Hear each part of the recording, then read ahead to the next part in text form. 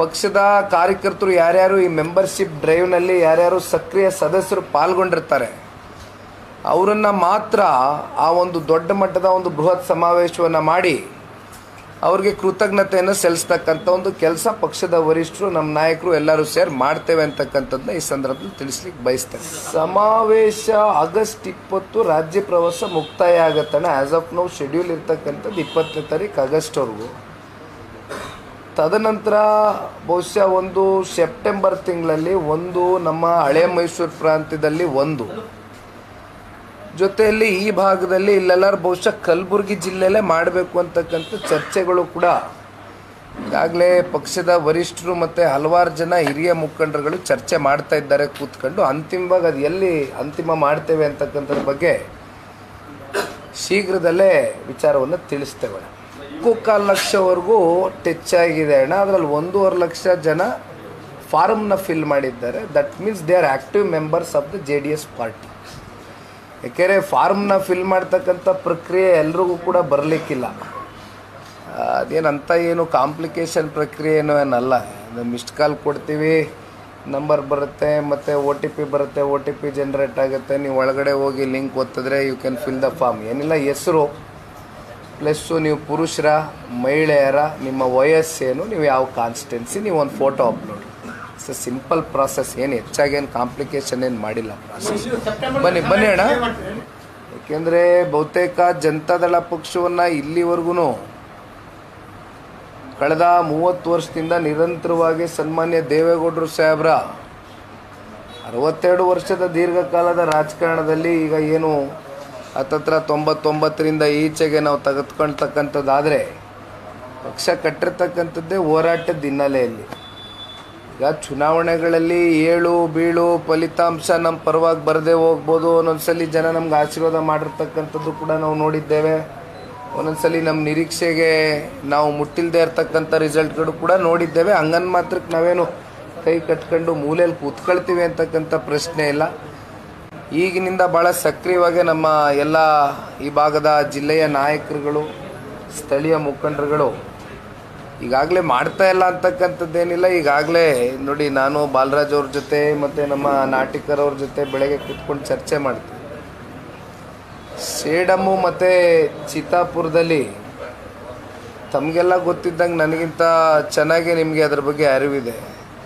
ಸ್ಯಾಂಡ್ನ mafia ಅದರಲ್ಲಿ ಆಗಿರ್ತಕ್ಕಂಥ ಬಹುಶಃ 165 ಕೋಟಿ ರೂಪಾಯಿಯಷ್ಟು ಒಂದು ದೊಡ್ಡ ಹಗರಣ ಏನು ಬೆಳಕಿಗೆ ಬಂತು. ಆದರೆ ಸರ್ಕಾರ ಸಂಪೂರ್ಣವಾಗಿ ಇದ್ರ ಬಗ್ಗೆ ಬನ್ನಿ ದೊಡ್ಡಪ್ಪಣ್ಣ, ಚೇರಕ್ಕಪ್ಪ ದೊಡ್ಡಪ್ಪಣ್ಣಗೆ, ಯಾವುದೇ ರೀತಿ ಭ್ರಷ್ಟಾಚಾರ ಸ್ಯಾಂಡ್ ಮಾಫಿಯಾ ಇವತ್ತು ಎಲ್ಲಿಗೆ ಬಂದು ನಿಂತಿದೆ, ಇದ್ರ ಬಗ್ಗೆ ಯಾವುದೇ ರೀತಿ ಸರ್ಕಾರ ಪ್ರತಿಕ್ರಿಯೆಯನ್ನು ಕೊಡ್ತಾ ಇಲ್ಲ. ಯಾವುದೇ ತನಿಖಾ ಸಂಸ್ಥೆಗಳಿಗೆ ಇದನ್ನು ಒದಗಿಸಿ ಪಾರದರ್ಶಕವಾದಂಥ ಒಂದು ತನಿಖೆಯನ್ನು ಮಾಡ್ತಕ್ಕಂಥದ್ದಕ್ಕೆ ಇಲ್ಲಿವರೆಗೂ ಸರ್ಕಾರ ಯಾವುದೇ ಆದೇಶ ಹೊರಡಿಸಿಲ್ಲ. ಇದು ಬಹುಶಃ ನಾವು ನೋಡ್ಕೊಳ್ತಾನೆ ಬರ್ತಾ ಇದ್ದೇವೆ. ಹಲವಾರು ವಿಚಾರಗಳು ಇವತ್ತು ಜಿಲ್ಲೆನಲ್ಲಿ ಇವತ್ತು ಒಂದು ಇತ್ತೀಚೆಗೆ ತಮ್ಮೆಲ್ರಿಗೂ ಗೊತ್ತಿದ್ದಾಗ ಅಣ್ಣ, ಜಿಲ್ಲೆನಲ್ಲಿ SSLC ಸ್ಟೂಡೆಂಟ್ಸ್ನ ರಿಸಲ್ಟ್ ಬಂತು. ರಾಜ್ಯದಲ್ಲಿ ಕೊನೆಯ ಸ್ಥಾನ ಇವತ್ತು ಕಲಬುರಗಿ ಜಿಲ್ಲೆ ಪಡೆದುಕೊಂಡಿರ್ತಕ್ಕಂಥದ್ದು. SLC ಪಾಸ್ಔಟ್ಸ್ ಏನಿದ್ದಾರೆ, ರಿಸಲ್ಟು ಭಾಳ ಕಳಪೆಯಾಗಿ ಜಿಲ್ಲೆಯ ವಿದ್ಯಾರ್ಥಿಗಳಿಗೆ ಗುಣಮಟ್ಟವಾದಂಥ ಶಿಕ್ಷಣದ ವ್ಯವಸ್ಥೆಯನ್ನು ಮಾಡ್ದಿರ ಇವತ್ತು ಮುಂಬರ್ತಕ್ಕಂಥ ಮುಂದಿನ ದಿನಗಳಲ್ಲಿ ಭವಿಷ್ಯದ ಪೀಳಿಗೆಗೆ ಇವತ್ತು ನಾವು ಕೊಡ್ತಕ್ಕಂಥದ್ದು ಒಂದೇ, ನಮ್ಮ ಕೈಲಾಗ್ತಕ್ಕಂಥದ್ದು ಸರ್ಕಾರದ ಕಡೆಯಿಂದ ಕೊಡ್ತಕ್ಕಂಥದ್ದು ಒಂದೇ, ಅದು ಅವರಿಗೆ ಒಂದು ಉನ್ನತವಾದಂಥ ಗುಣಮಟ್ಟವಾದಂಥ ಒಂದು ಶಿಕ್ಷಣದ ವ್ಯವಸ್ಥೆ. ಅದು ಟೀಚರ್ಸ್ ಮೂಲಕ ಇರ್ಬೋದು ಅಥವಾ ಇನ್ಫ್ರಾಸ್ಟ್ರಕ್ಚರ್ ಮೂಲಕ ಇರ್ಬೋದು. ಇದು ಯಾವುದು ಕೂಡ ಬಹುಶಃ ಈ ರಿಸಲ್ಟ್ ಏನು ಬಂದಿದೆ ಇವೆಲ್ಲವನ್ನು ನೋಡಿದಾಗ ಸಂಪೂರ್ಣವಾಗಿ ಮುಂದಿನ ಭವಿಷ್ಯದ ವಿದ್ಯಾರ್ಥಿಗಳ ಕೈಯನ್ನು ಇವತ್ತು ಸರ್ಕಾರ ಸಂಪೂರ್ಣವಾಗಿ ಬಿಟ್ಟಿದೆ. ಇದು ಕೂಡ ನಾವು ಆಲೋಚನೆ ಮಾಡಬೇಕಾಗ್ತದೆ. ಜೊತೆಯಲ್ಲಿ ಅಣ್ಣ, ತಮಗೆಲ್ರಿಗೂ ಗೊತ್ತಿದೆ, KKRDB ಇವತ್ತು ಕ್ರಿಯಾ ಯೋಜನೆ ಅಡಿ ಅನುಷ್ಠಾನಕ್ಕೆಗೊಳ್ಳಬೇಕಾಗಿರ್ತಕ್ಕಂಥ ಅಭಿವೃದ್ಧಿಯ ವಿಚಾರದ ಸಂಬಂಧಪಟ್ಟಂತೆ ಕಲ್ಯಾಣ ಕರ್ನಾಟಕದ ಕಲ್ಯಾಣಕ್ಕೋಸ್ಕರ KKRDBಯಿಂದ ಸಿಗಬೇಕಾಗಿರ್ತಕ್ಕಂಥ ಹಣ ಇವತ್ತು ಎಲ್ಲೆಲ್ಲಿಗೆ ಬಳಕೆ ಆಗ್ತಾ ಇದೆ. ಒಂದು ಬಹುಶಃ ಲ್ಯಾಂಡ್ ಆರ್ಮಿಗೆ ಹೆಚ್ಚಾಗಿ ಹೋಗ್ತಾ ಇದೆ.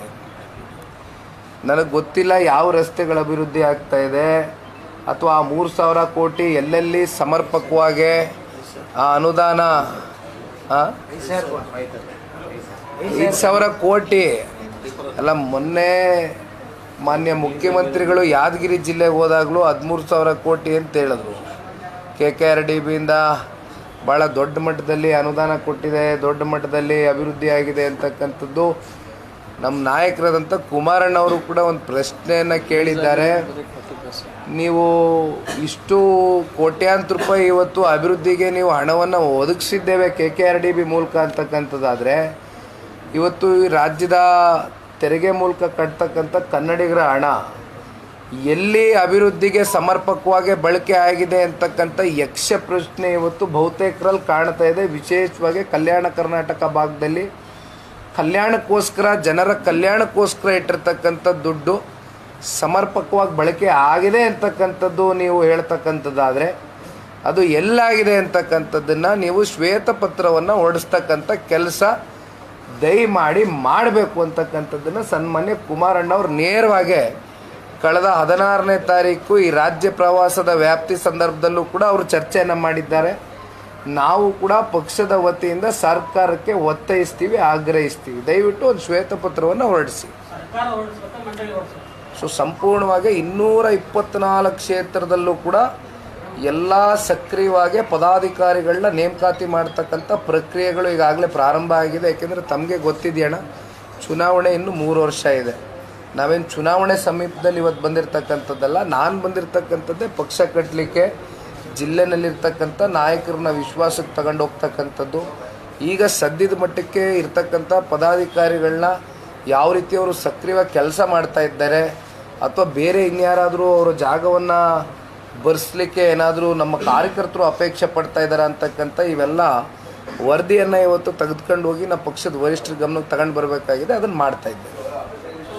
ಈ ರಾಜ್ಯ ಪ್ರವಾಸವನ್ನು ಹಮ್ಮಿಕೊಂಡಿರ್ತಕ್ಕಂಥದ್ದು, ಕೈಗೆ ಎತ್ಕೊಂಡಿರ್ತಕ್ಕಂಥದ್ದು ಸುಮ್ಮನೆ ಬಂದು ಸಭೆಗಳಲ್ಲಿ ಉದ್ದೇಶಿಸಿ ತರಾತುರಿಯಲ್ಲಿ ಹೋಗ್ತಕ್ಕಂಥದ್ದಕ್ಕೆ ನಾನು ಬಂದಿಲ್ಲಣ್ಣ.